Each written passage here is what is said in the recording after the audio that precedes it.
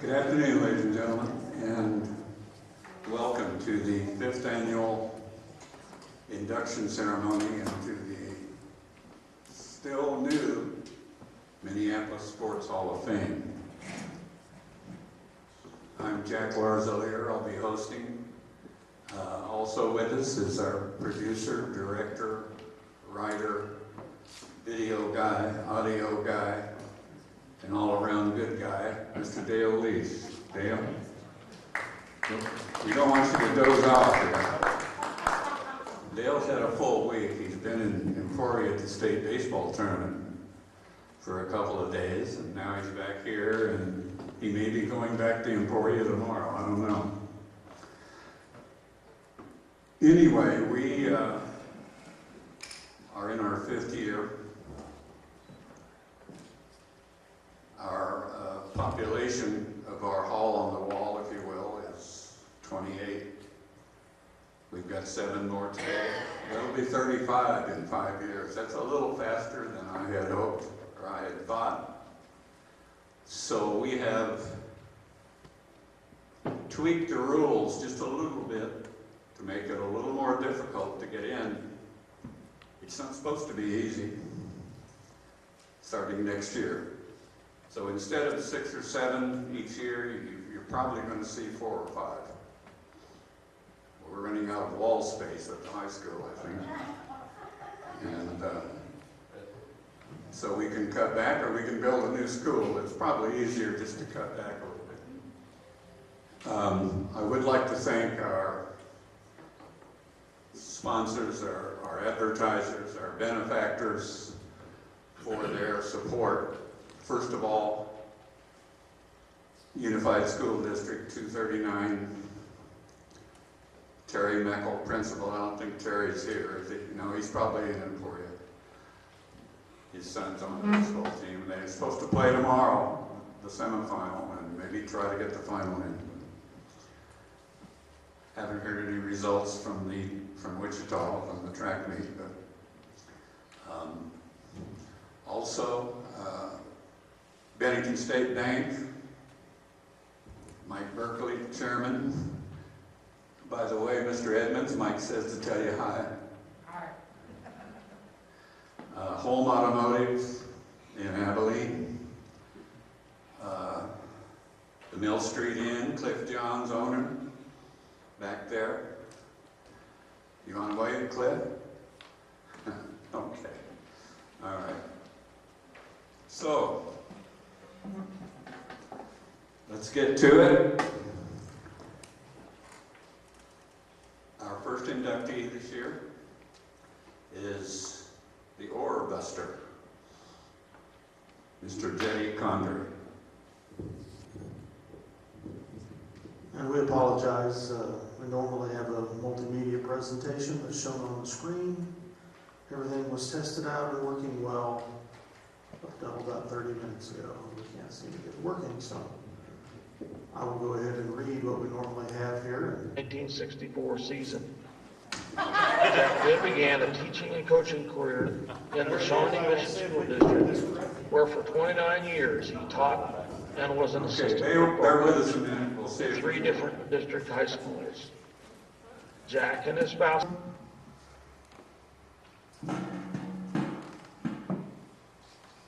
Our first inductee into the 2019 class of the Minneapolis Sports Hall of Fame is Jetty Condry in Crew and Scully. Jetty was born and raised in Northeast Ottawa County, attending rural schools there, and graduated from Miltonville High School in 1963. There he participated in football and track, each for 4 seasons. He went on to Kansas State and there adapted his athletic interest to the ancient sport of rowing. Jetty became a member of the first KSU rowing crew and was the first KSU athlete to compete for 4 years in crew. They competed against other university teams and internationally. In May 1967, he was dubbed the Ore Buster because of his strength in rowing, and also received the Crew Award of Most Inspirational Wildcat. He coached freshmen in KSU Crew in 1967 and 1969. During this time, he began to learn the intricate single sport of sculling. Jetty received a BS in Animal Science in 1967 and followed with a BS in Education in January 1970. Jetty taught for a semester in Topeka and served in the U.S. Army for 20 months as a second and first lieutenant. Assigned to Special Services to participate in sculling as part of the all-sport Army team at Fort Dix, New Jersey. While there, he competed as part of the Vesper Boat Club of Philadelphia in several events while learning elite sculling in both quarter-mile and long-distance races. Jetty won several races in the Northeast region of the U.S. in 1971. He also raced in the Pan Am Championship Trials and American Nationals in 1971, narrowly missing qualifications in both, before going on to race in the Henley Royal Regatta Diamond Sculls event at the Henley-on-Thames near London, England. In June 1972, Jetty won the American Henley race in Philadelphia. In August 1972, he participated in the U.S. Olympic trials but did not qualify. After the U.S. Army, Jetty returned to farming north of Wells, which he continued for many years. He taught and coached in the Minneapolis junior high and grade schools from 1973 through 78, and then taught in both Morganville and Longford. He received a master's in education from KSU in 1985. In 1992, Jetty began a new career as the curator of the Ottawa County Historical Museum. He served exceptionally in that capacity for 25 years until his retirement in December 2017. A major emphasis for Jetty during this time at the OCHM was promoting the life and career of a former Minneapolis student, George Washington Carver. Both Dr. Carver's life in Minneapolis and his amazing success as a world-renowned scientist.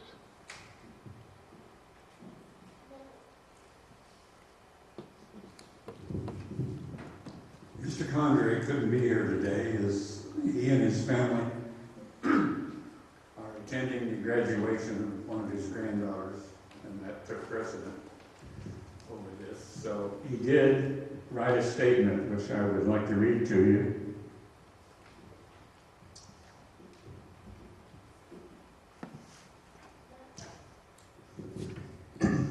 I am pleased to be awarded this sports honor in North Ottawa County. My family and I regret that none of us are able to be here. We are attending one of our grandchildren's graduation. Our family loves this county. We appreciate the coaches, teachers, and other parents who encouraged us. Again, I'm honored to become a member of this group of North Ottawa County athletes. Thank you, Jetty Condrey. Now, in case you're confused, Miltonville is not in this county. But we thought that his story was such that 25 years as curator of our museum kind of overrode the fact that he didn't attend school here. So this is a city thing, if you will, and so that's why he was nominated and voted in this year. Now, we will make sure that he gets his plaque as soon as we can.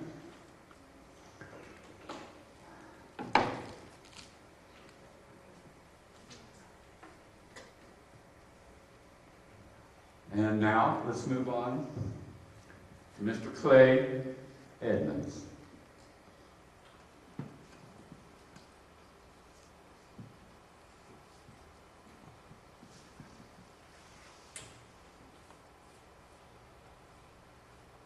Our second inductee into the 2019 class of the Minneapolis Sports Hall of Fame is Clay Edmonds from the class of 1957. In tennis, Clay was a multi-sport athlete at MHS, participating in tennis, football, basketball, and track, earning multi-letters in all but track. In tennis, he and his duals teammates won 3 NCKL League championships from 1955 through 57, and also finished fourth at the state in 1957. In football, he was the quarterback on the 1955 and 56 squads on teams that ran the double wing offense and also played linebacker. In basketball, he played the guard and forward positions. After high school, Clay attended KU, graduating with a BS in Business Administration with honors in 1961 in the Honor Society and was named one of 10 outstanding seniors. While at KU, he was on a tennis doubles team that won 2 intramural championships. Clay then served in a U.S. naval career for over 3 years as an officer in aviation supply. Part of his duty was on an aircraft carrier in the Gulf of Tonkin off the Vietnam coast. While in the Navy, he had opportunity to continue playing tennis on naval tennis teams, mostly in ports in Japan. He went on to receive a master's in healthcare administration from the University of Minnesota in 1967. He worked for Fairview Community Hospital in Minneapolis, Minnesota, in several administrative posts. In 1977, Clay then began a 20-year career as president of Asbury Hospital in Salina, which led him to presiding over the monumental task of the consolidation of the Asbury and St. John hospitals into the Salina Regional Health Center in 1995. Clay then guided the SRHC as a consolidated entity as its CEO until 1997, retiring after 32 plus years in the healthcare field. While at Asbury and SRHC, Clay also served 6 years as a commissioner on the Federal Prospective Payment Assessment Commission, which is a branch of Congress. He and his wife Judy lived in Salina until 2012 before moving to Buena Vista, Colorado for their retirement years. While in Salina, both he and Judy played competitively on a seniors tennis team for several years until a knee replacement ended his tennis activity. He also served several positions in healthcare after his retirement, including 4 years on the board of the University of Kansas Medical Center. Clay received the Charles S. Billings Award for Distinguished Service and Outstanding Contributions for the Healthcare of Kansas.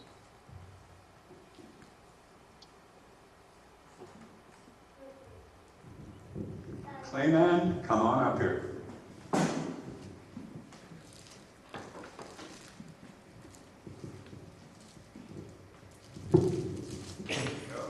Thank you, Jack.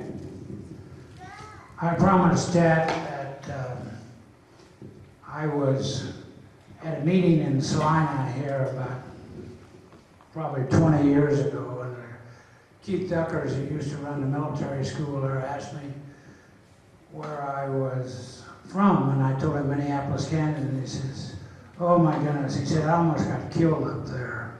I said, "Why is that?" And he said, "Well, I was refereeing the football game, and one of your players crossed the goal line, ran about 10 yards and back, but he said, I was so slow, I was way behind him, and I never blew the whistle. And the other team picked it up and ran it out, and Minneapolis lost the game. Your master of ceremonies tonight was a guy that ran across the goal line for 10 yards, Jack Larsler. Jack doesn't remember that, but I was so slow, I was about 10 or 15 yards behind him, but I remember it like it was yesterday. Well, it's my pleasure to be inducted into the Sports Hall of Fame, and I'm going to cut this down shortly, but I do want you to know that my time in Minneapolis was very special to me, and I graduated from KU, 2 schools in the Navy, and University of Minnesota, and I would have to say that 4 of the most influential teachers that I had in my career were right here in Minneapolis. One was Kenny Rogers, a 6th grade teacher. Eli Boucher was math and principal, and He was also head of the student council, which helped me learn a lot about management and what to say and not to say for the kids to get what they wanted. Excuse me, Maxine Johnson taught me how to write English papers and speech, and then Louis Thompson was my tennis coach. But I feel very fortunate to have grown up in Minneapolis. But when Dale called me and said, "You're being considered for the Sports Hall of Fame," I said, "You gotta be kidding. There must be 100 or 200 athletes in Minneapolis much better than I was." But he said, "That's only half of it. The other half is, what did it contribute to your career later on?" And so that's what I'm going to talk about just very briefly. First of all, I think there's an interrelationship between hospitals and athletics. First of all, a lot of people don't look at it that way, but a hospital is a team. And our team at hospital, Salina Regional Health Center, had over 1,000 members on that team. And secondly, is that not only the team, but it was important to have teamwork, because you didn't know when the patient was coming in, what they were coming in for, and you needed to be ready 24 hours a day, 7 days a week. Secondly, successful ball teams, in my opinion, came about because they had a good game plan. And in hospitals, the first part of the game plan is the doctor's orders. Then if you're an inpatient, the second is a nursing care plan. And so those carried out appropriately, you end up having a good outcome normally. Thirdly, in sports, there is a winner and a loser.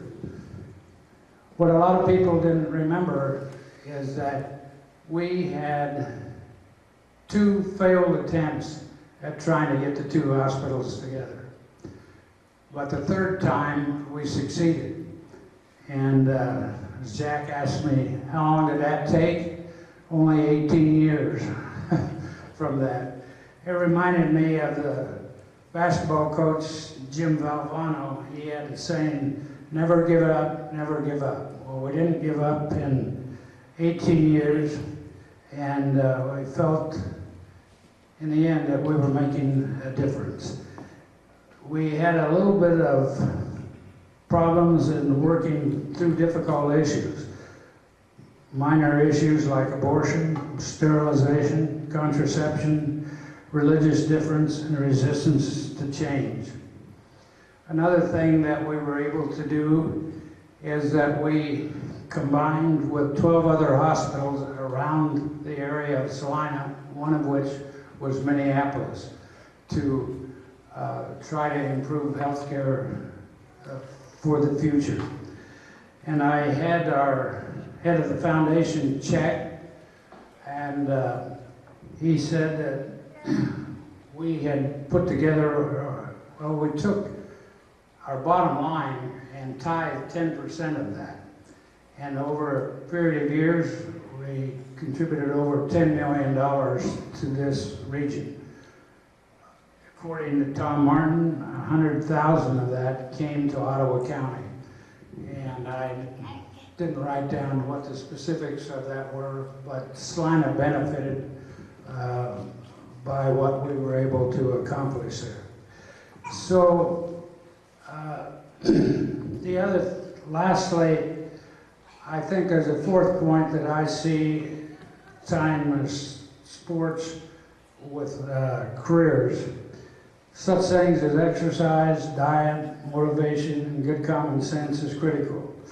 My dad, in my opinion, was a much better athlete than I was. But when he quit playing football, he started smoking. 2 packs of Lucky Strikes a day, with no cardiac workout, no weight exercises. He died at the age of 53, 1 week before I graduated from high school. Fortunately, I learned from that. With my wife, Judy's nutrition and help, and my mother giving me a stationary bike, I have lived now to the ripe old age of 80. I've ridden over 53,000 miles on my stationary bike, and I would guess that I'm probably going to die of hemorrhoids, not heart attack. So I continued playing competitive tennis up until about 10 years ago, and now, because it's easier on my knee at the age of 80, I've switched to pickleball. And I'm going to end by saying the great sports writer Grantland Rice is quoted as saying, "When the one great scorer comes to write against your name, he marks not whether you won or lost, but how you played the game." I hope to be remembered as one who played hard, did my best, and had fun while having a rewarding life. Thank you very much.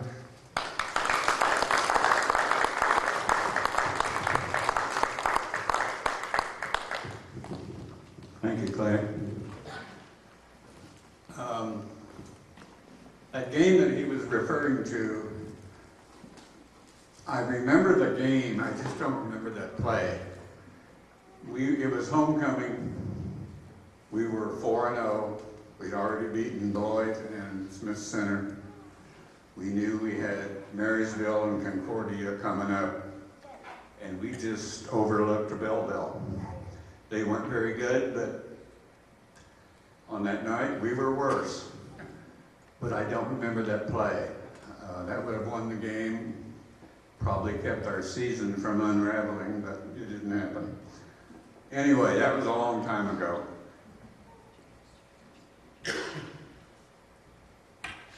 Moving on now to Dr. Ken Gowdy.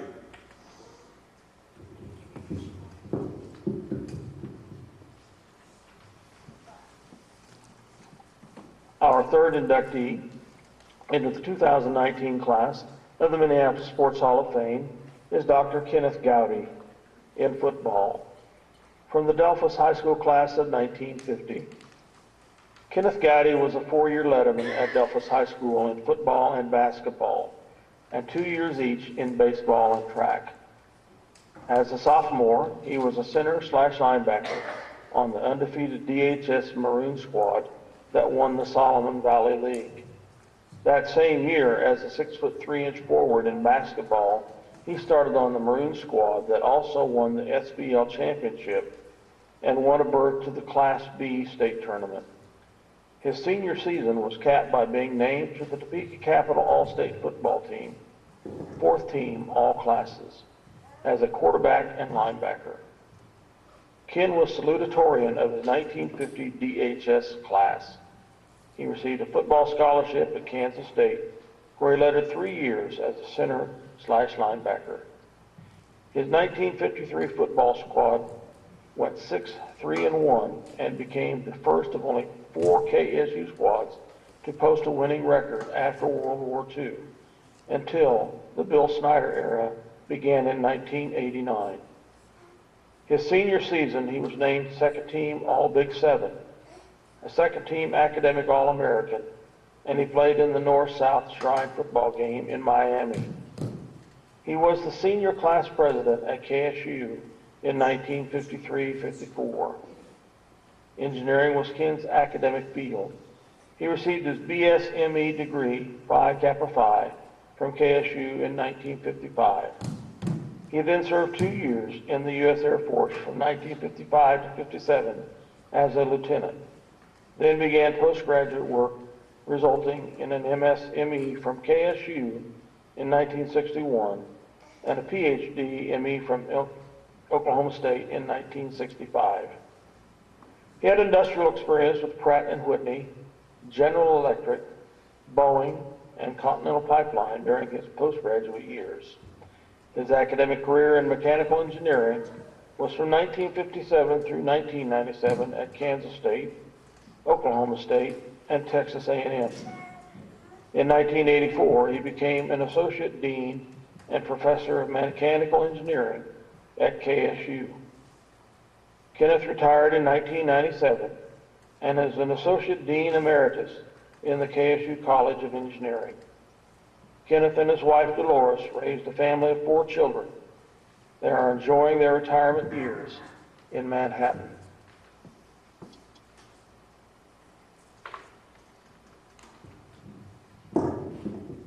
Dr. Gowdy, please come up.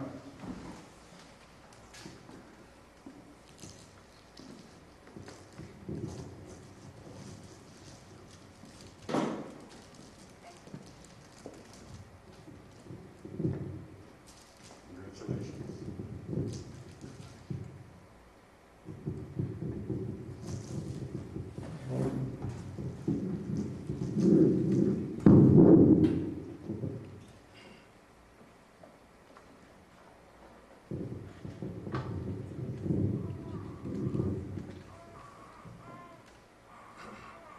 I was speaking to a group a few years ago.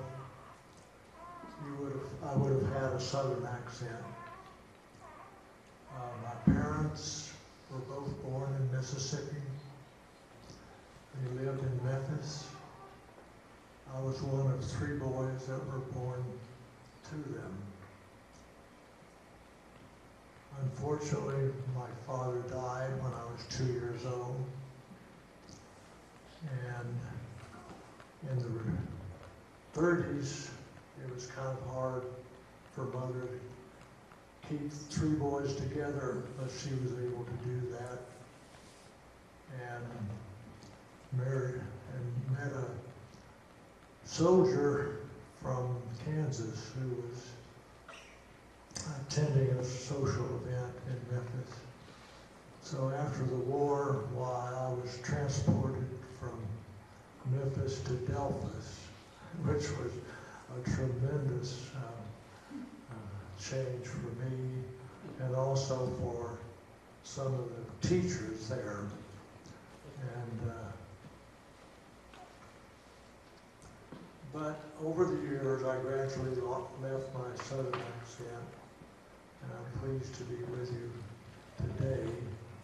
I am greatly honored by being selected to be a member of the Minneapolis Sports Hall of Fame. And I really think that you've got an outstanding program that other towns will be interested in, and you could, put together and spend some time with teams, like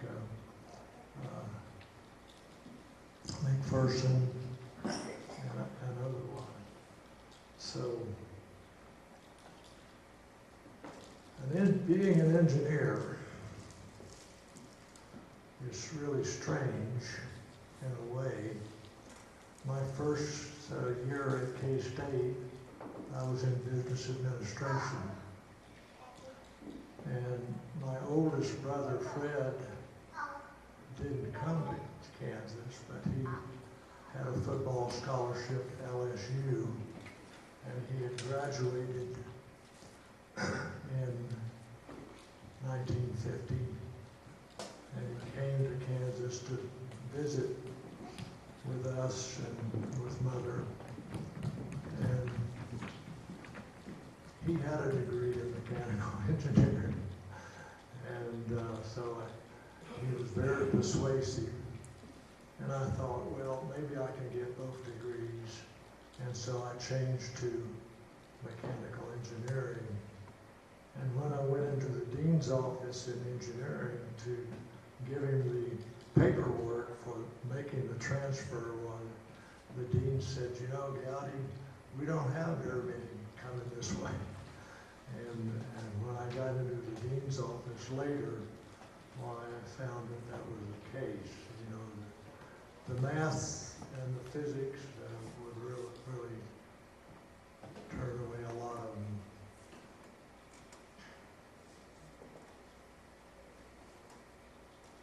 Just changing the subject a little bit.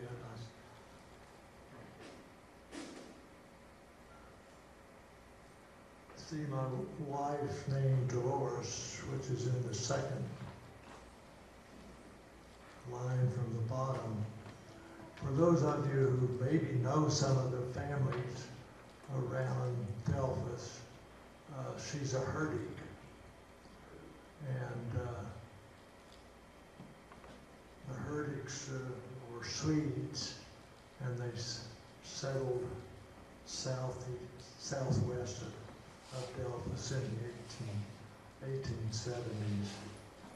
And so it was a great privilege for me to have her parents to kind of serve as guidance to me.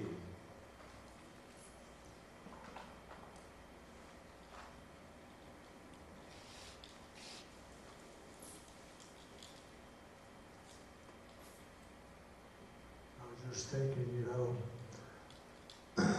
during my time in the Delphus area, well, I ended up working for some farmers, doing custom combining for 5 years, and I really got acquainted with nature.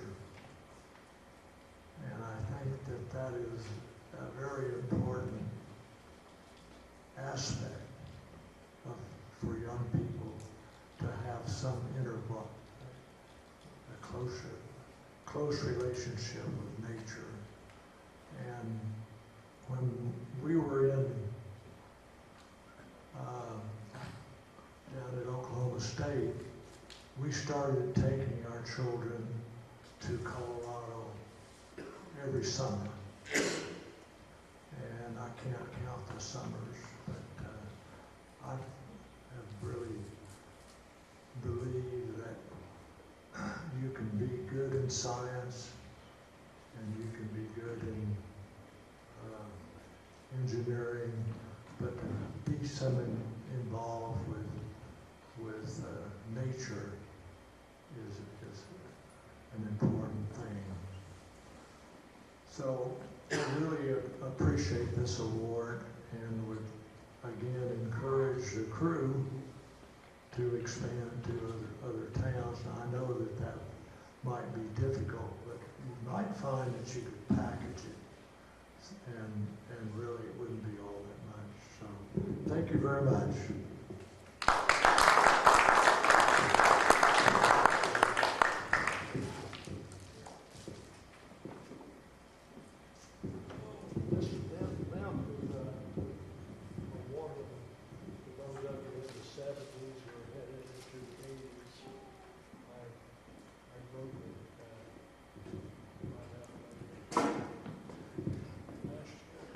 As you may or may not know, duplicate plaques have been provided, and the duplicates will go up on the wall at the high school as long as we have wall space.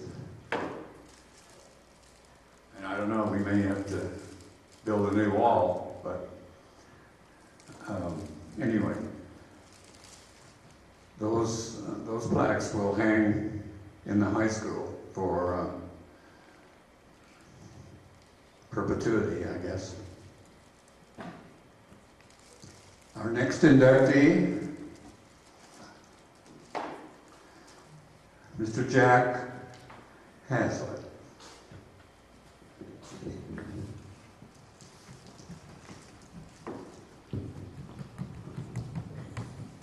Our fourth inductee into the 2019 class of the Minneapolis Sports Hall of Fame is Jack Hazlitt in football from the Minneapolis High School class of 1954. Jack was an all-league Northern Central Kansas League performer as a lineman in his junior and senior seasons at MHS and was a member of the Lions' 1952 MHS squad that were the NCKL League champions. He was also up for track for 4 seasons and basketball for 2. In his senior campaign, as a testament to his athletic ability, he made an unusual transformation for a lineman as he became the starting quarterback in the Lions' single-wing offense for 3 games after an injury to the starting quarterback. After MHS, Jack was awarded the scholarship to play football at Kansas State and had 2 seasons there, in 1956 and 1959.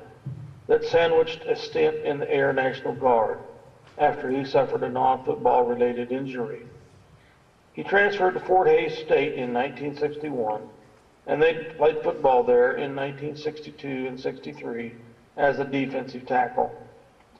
He was an all-CIC second team performer in 1962 and was a team leader in tackles per game in his senior campaign. Jack graduated from FHSU in 1964 with a teaching degree and served as a grad assistant coach for the Tigers football team in the 1964 season. Jack then began a teaching and coaching career in the Shawnee Mission School District, where for 29 years he taught and was an assistant football coach in 3 different district high schools. Jack and his spouse Kay have retired in Lenexa after raising their family and concluded a successful career in education in the Shawnee Mission District.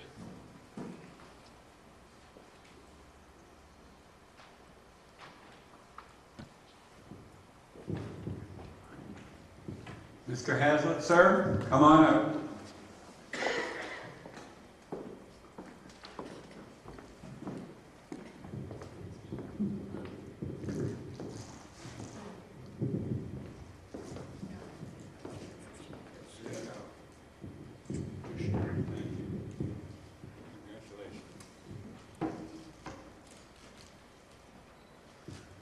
First of all, I want to thank everybody that's here supporting the inductees. I think it's real nice that you turned out for this event.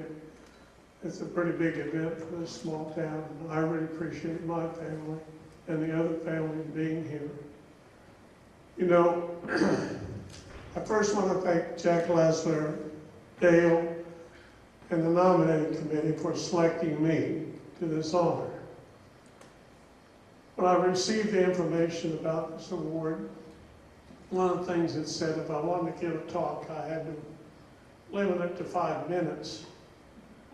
When I got to thinking about that, I'm 83 years old, and the biggest decision I have to make every day is whether to have prunes or grape nuts for breakfast. So I'll try to keep it to 5 minutes. I'd like to thank my coaches. Best coach the state of Kansas ever had, Bill Drought.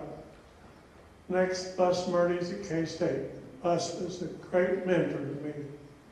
And even though I didn't play a lot of ball for him, he always was there for me when I had a problem. I'd also like to thank William McConnell at Fort Hays State University, where I finished my career. You know, football played a very important part in my life. Without a football scholarship, I would not have been able to attend college. The money just wasn't there. And so, with the football scholarship, I got my bachelor's degree in physical education, stayed on with an assistantship, and got my master's in school administration, taught 1 year at Fort Hays, coached the freshman football team, and then got a job with the top 6A high school in the state of Kansas. I know there's somebody here that disagree with that, and I wish I taught for 36 years. I taught driver's ed, biology, and health. I never taught a day of physical education. And I often wondered why. I don't know, but they just didn't need a PE teacher, I guess. You know, that football gave me some good ideas and gave me some good breaks. My junior year at Fort Hays, Coach McConnell called me in his office and said I'd been selected to the all-defensive team of CIC. And he went on to say, you know, Jack, you must be a late bloomer. I said, what do you mean? He said, still playing college football at your age. I thought about that a minute and I said, well, Coach, I've had my 4 front teeth knocked out, had my nose broke, my right knee's shot, and I broke my hand twice. So I guess if I am a flower, I can think the bud's about shot. I don't think there's much left in it. Really, I want to say one thing. In my 36 years of teaching at Shawnee Mission, I hope in some way that I was able to help some person with their goals in life as my teachers and coaches. It was mine. Thank you.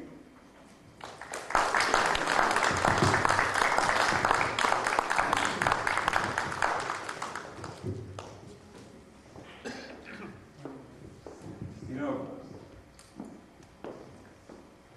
growing up a couple of years behind Jack, there's a million stories I could tell you about him.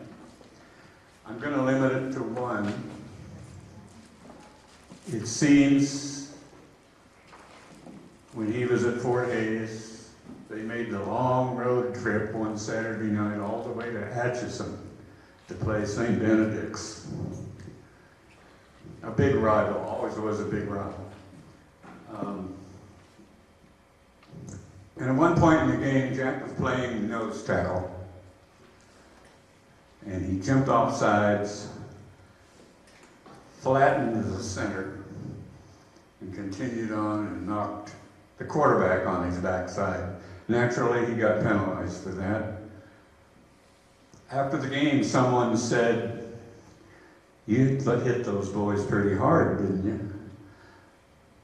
And he responded, "Yeah, but it only cost us 5 yards."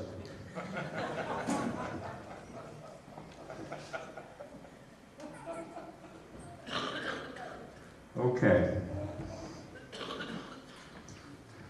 Next up, Mr. Larry Horner.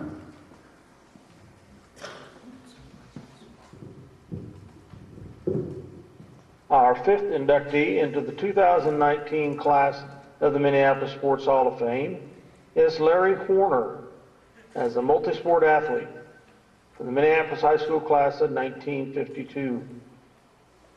Larry was a 3-year letter winner in football, basketball, and track. He was a contributing member of the MHS football teams who finished in the top tier of the NCKL for 3 seasons. Champs in 1949, third in 1950, and second in 1951. He also helped win 2 NCKL basketball championships for MHS in 1950-51 and 51-52. In track and field, he scored regularly in the 100-meter, distance relays, and discus. He graduated from MHS as a valedictorian. After MHS, Larry went on to Kansas University with scholarships in both football and baseball. He was on the KU football team for 2 years. Then, focusing on academics, Larry graduated from KU in 1956 with a BS in business. His professional career started as an entry-level accountant with the Kansas City office of Pete, Marwick, Mitchell and Company. He was made a partner in 1964 and headed their offices first in Miami, Florida, and then in Frankfurt, Germany. He became the CEO of Pete, Marwick, Mitchell and Company in 1984, a Big Four accounting firm and Fortune 500 company. As CEO, he oversaw a 1987 merger of his firm with Kleinveld, Mann and Golddealer, creating the KPMG Pete Marwick. Larry left the firm in 1991 and served on the boards of 4 corporations and also became the chairman of the board of directors of both the USA Holding Corporation and the Asia Pacific Wire Cable Limited. He was honored by Kansas University as a Distinguished Business Alumni in 1998. In the School of Business at KU, the Larry Horner / KPMB Pete Marwick Distinguished Professorship is named in his honor. In 2007, Larry and his wife endowed a $500,000 Homer Study Abroad Scholarship Fund for KU students associated with the KU Center for International Business Education and Research. They also endowed scholarships for study abroad at Claremont McKenna College and Westmont College. Larry and his wife Donna retired to reside in the San Jose del Cabo, Mexico. Larry passed away on 12/29/2015 at the age of 81.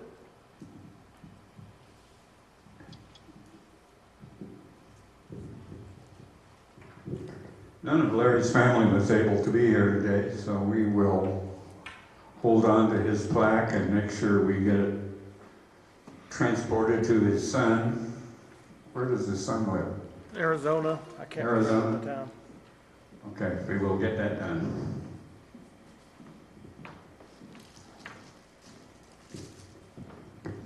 Next up, Mr. Jeff Mortimer.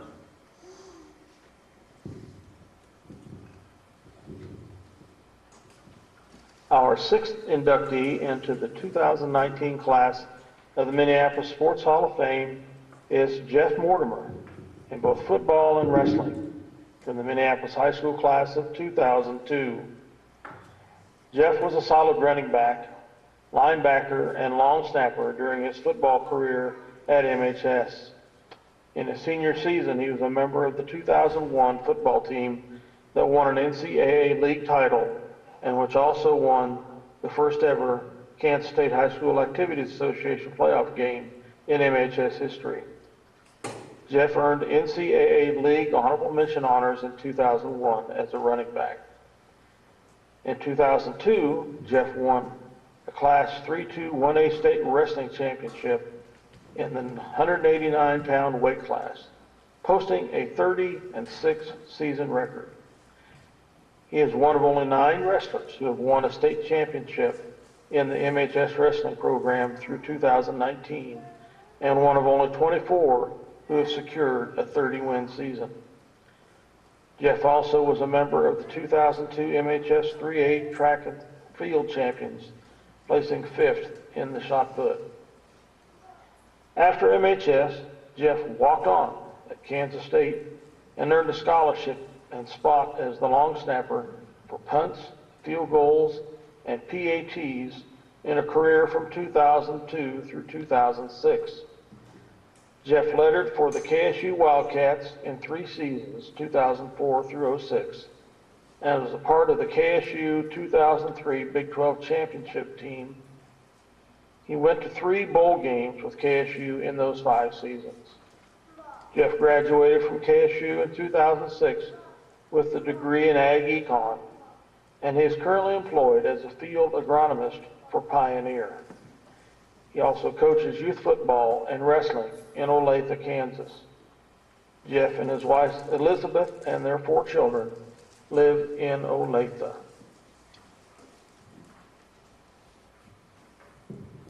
Jeff, come on up here, sir.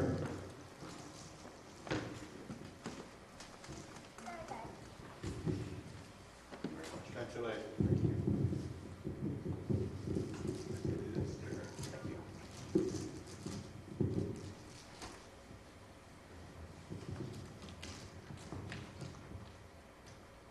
First off, I'd just like to say thanks to Dale and Jack for putting this all together, and the committee for the nomination and being inducted to the MHS Sports Hall of Fame. It's a huge honor for me.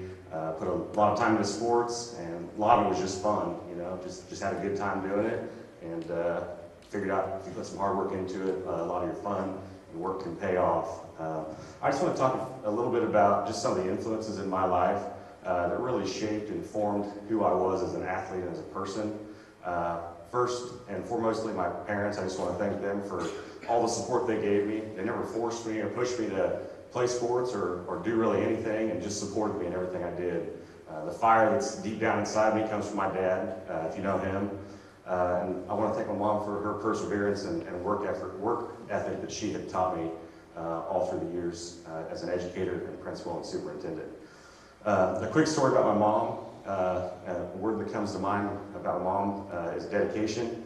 We played Beloit my senior year, and it was a downpour. Wind was blowing sideways, and we scored a touchdown to go up, I think 12 or 15 points, and we were getting lined up for the extra point, and out of the corner of my eye I see Mom on top of our motorhome with a beach umbrella and a video camera, videotaping the whole thing. And I just think to myself, that's dedication to your kids, and I don't know if she missed a game, so it meant a lot to me. I want to thank my brothers, Ryan and David, who are here today. They were always down to play, whatever game, whatever sport it was, out in the yard.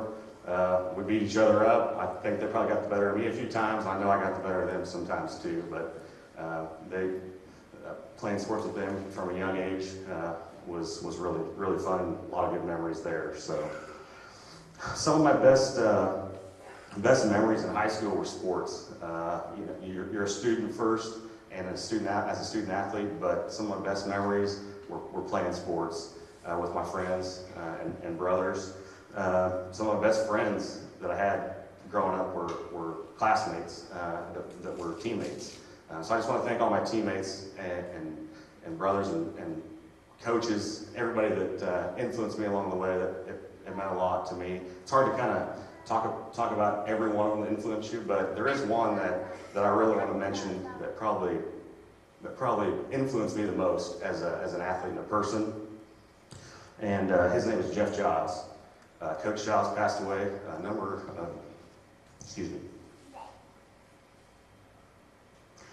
of years ago.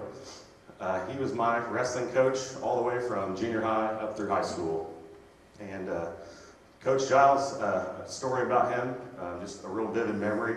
Right before the state tournament was going to begin, we were warming up down on the mat, and I take a shot to warm up with him, and he said, "Mortimer, you're ready. You're going to win this." I'd just stand up, and he'd say, "You're ready. You're going to win this." And his confidence in me that he exuded really set me back. You could just see it in his eyes that he knew ahead of time, before the matches had even started, that I could win the tournament. I went through and was able to win the state tournament after not ever qualifying for the tournament before. So that, to me, Jeff Giles is a mentor, and in coaching and raising my kids, it's something that a lot of the memories that I have of him, I want to pass on to them. So he was an excellent mentor to me. So just want to recognize him. All those people that I talked about, from my family to coaches in Minneapolis to playing for Bill Snyder, all those positive influences have propelled me into life to doing what I think all of us are meant to do, and that's get married and raise a family and be contributors to society. And I just want to thank everybody that's ever influenced or done anything for me to help me to get where I am. So thank you very much.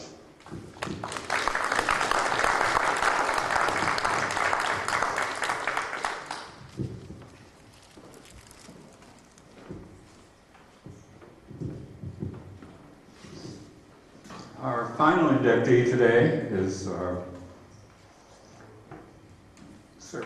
certainly not last in the voting or anything else. His name just happened to be later in the alphabet. And I'm talking about Mr. Dick Schur.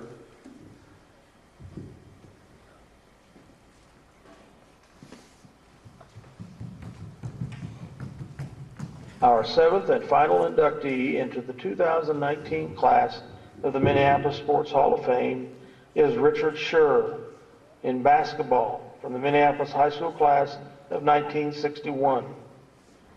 Dick was one of two 6'6" twin towers for MHS on the 1959 basketball team that finished second in the Class B state tournament in an overtime loss. Dick's varsity teams at MHS went to 3 consecutive Class B state tournaments.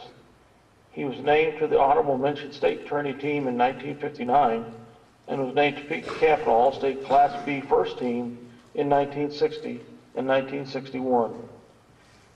He was a member of the 1958-59 NCKL champions, and his Lions teams finished second and third in the NCKL for his junior and senior campaigns. Dick was a 3-year letterman in basketball at MHS when freshmen didn't play varsity. Dick was known as a great rebounder and shooter and scored the winning shot in several close games in his career. Dick held the MHS career scoring record for 44 seasons with 1,492 points in 3 seasons without the 3-point field goals, and now holds the number 2 slot for career points. He also held the season scoring record for 44 seasons with 672 points and is currently number 2 in this category. He scored 30 or more points per game 11 times in his MHS career, and with a game high of 36 points. Dick scored 20 or more points in a game 39 times in his career, making him second in that category. There are no complete rebounding records for Dick during his career, but averages of his known stats would place him high on both career and season rebounding. Dick was an honor student at MHS. After MHS, Dick went on to play 2 years for Hutchinson Junior College, where he was a backup for an eventual Indiana signee. He transferred to Fort Hays State, where he had 2 successful campaigns for the Tigers, playing in 41 games. In these 2 seasons, he scored 561 points and had 226 rebounds, setting a new FHS field goal percentage career completion rate of 51.2%. It's 239 of 467 field goals. In his junior season, he was named second team All-CIC. After FHSU, Dick served in the U.S. Army in 1966-67 and was discharged at the unexpected death of his father and became the primary caregiver and support of his mother until her death in 1999. They lived in Thornton, Colorado, where he worked for the U.S. Postal Service for more than 20 years, receiving numerous commendations for his outstanding teamwork. Dick passed away on August 23, 2006, at the age of 63, and was interred at Highland Cemetery in Minneapolis.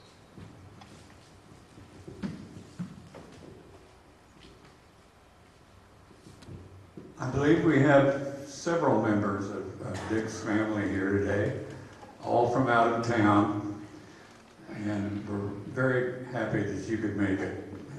Please come on up. Do all of them want to come up? Sure.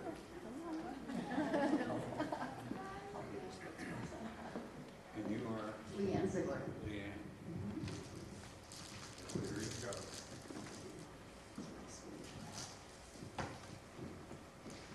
Well, for so many reasons, I wish Uncle Dick were here today. I'm his niece, and he has 2 other nieces here today, and his beloved sister, Diane Quadrado. We had a couple of other people who were here, but because of health reasons, they had to turn back today. But on behalf of the family members who are here, I'd like to thank you for this nomination and the selection of Richard Dick Scher to the Minneapolis Sports Hall of Fame. He was our uncle, our brother, and the much-loved son of Hazel and Charlie Scher. He loved all of us, and he loved basketball. Whether he was on the court or a spectator in a courtside seat cheering on his Denver Nuggets, or in his favorite recliner at home, Uncle Dick always kept up with that passion that drove his early life and sustained him in later years. In the 60s, my family lived here in Minneapolis. I went to this grade school, and my brother and I were often entertained by Uncle Dick, who created elaborate treasure hunts for us. He played the piano beautifully and by ear, hits of the day, like Daydreaming by the Lovin' Spoonful. And he taught me to play a spirited game of Scrabble. He loved his crosswords, and he set me up for a lifetime of loving crosswords and playing Scrabble. And I think that's true with my nieces, or my cousins as well. Cousin Michelle mentioned to me just a few minutes before we came in that there were so many similarities in her life and Uncle Dick's. They both worked at the post office, and they both were avid letter writers, and they often engaged in very long, meaningful conversations. His sister, Diane Quadrado, has many treasured memories, of course, of her brother, the gifted student, and a kind and intelligent man, very special to all of us in the family. When he and his mother moved to Colorado, they enjoyed many, many trips to Estes Park, a favorite place, and the campgrounds at Monument with the Quadrado family. He loved trout fishing, and he loved the serenity of the mountains. He would have been so pleased to have been remembered today and so honored, and we thank you.